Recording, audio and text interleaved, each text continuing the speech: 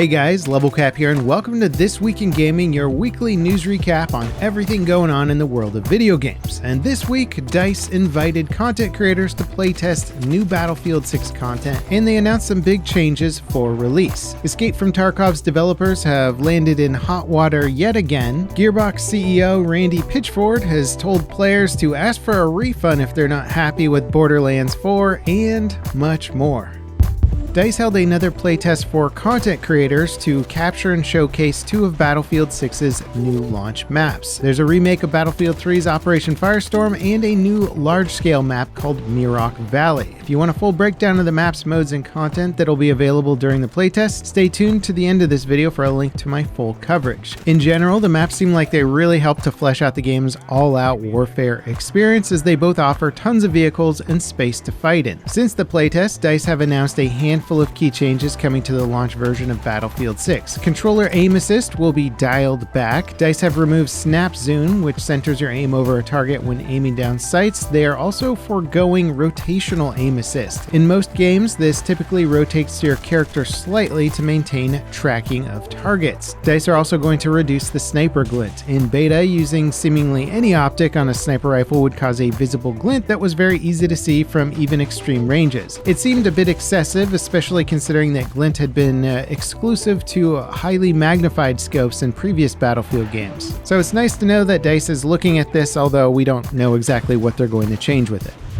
Escape from Tarkov just can't seem to escape its own controversy. The game was recently added to the Steam store ahead of its 1.0 launch on November 15th. Players that already own the game via the Battlestate official website will have to rebuy the base edition of the game on Steam. From there, their Steam version will be upgraded to the version they previously purchased. Obviously, this decision has drawn widespread criticism from players, since many other games like Path of Exile 2 and Fallout 76 provided existing users with free Steam keys when they were added to the platform. Escape from Tarkov's standalone version will continue to function without changes, so it's not like you have to rebuy the game on Steam to keep playing it after the 1.0 launch. But players feel like this is yet another attempt at penny-pinching loyal fans who have suffered through the developers' pay-to-win monetization tactics for quite a while.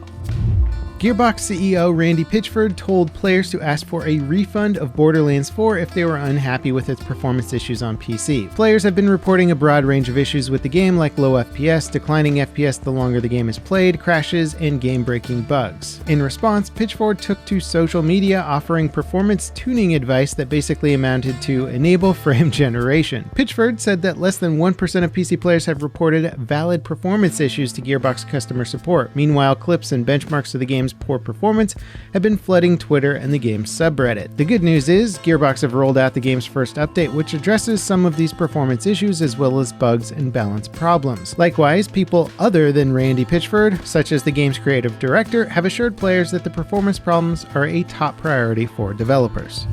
After 15 years, there's finally a new skate game. EA released the long-awaited fourth entry to the iconic skateboard franchise this week as a free-to-play early access title on PC and consoles. Despite concerns about the game's graphics, general tone, and always online requirement, it's racked up over 2 million players in less than a week. EA confirmed the game will remain free-to-play after its early access period ends in about a year. The lawsuit between Krafton and the founders of Subnuatica 2 studio Unknown Worlds just took a bizarre U-turn. The publisher has dropped a key argument justifying the termination of the founders. Initially, Krafton alleged that the studio founders were knowingly pushing to release the game despite it not being ready for launch. However, Krafton have dropped that allegation, instead saying the firings were due to the founders abandoning their duties and deceiving the publisher. And while it's easy to he said, she said in cases like this, it seems like the judge considers Krafton changing their tune as something all parties involved need to clarify going forward. The founders have alleged that they were fired so that Krafton could avoid paying out a $250 million bonus that was stipulated in the publisher's acquisition of the studio. And again, just saying those words out loud, that is way too much money to have as some sort of contingency agreement on a contract. Like, it's, you better get the wording right or the logic right of a $250 million bonus agreement. My God.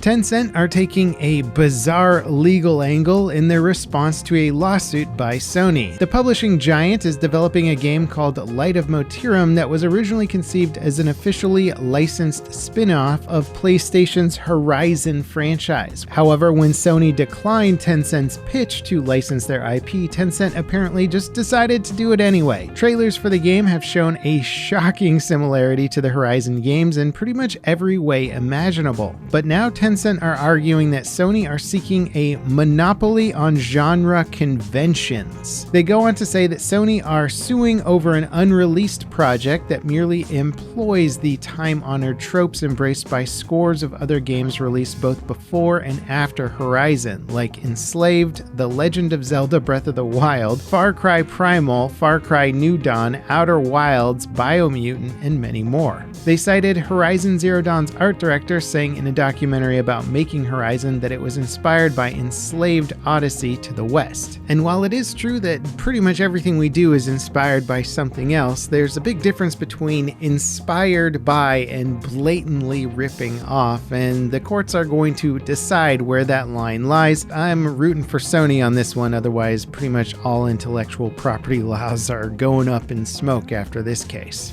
In our final story this week, Valve just invented a new form of gambling to circumvent international gambling laws. The latest content update for Counter-Strike 2 introduced a new Genesis Terminal loot box system to the game. These loot boxes are free and given to players once a week. Once opened, they'll offer you a cosmetic item that you then have to pay for to collect. Players can decline the offer and the box will re-roll for a new item with a maximum limit of re-rolls per case. Item pricing is dynamic and based on how often these items are accepted, so less popular items will drop in price over time. And to be clear, the price for these items is real money, not XP or a currency that you earn via gameplay. Players believe these new loot boxes skirt the gambling laws because the opening mechanic happens before you have to pay for anything. And I almost gotta admire Valve on this one because it's sort of genius in a somewhat diabolical way. Many players who aren't interested in a paid-for gambling system would just avoid opening loot boxes altogether because it's got a monetary interaction fee in the first place. But this one allows you to get into the gambling system with no upfront cost, and then if you win big, you're much more inclined to want to spend some money.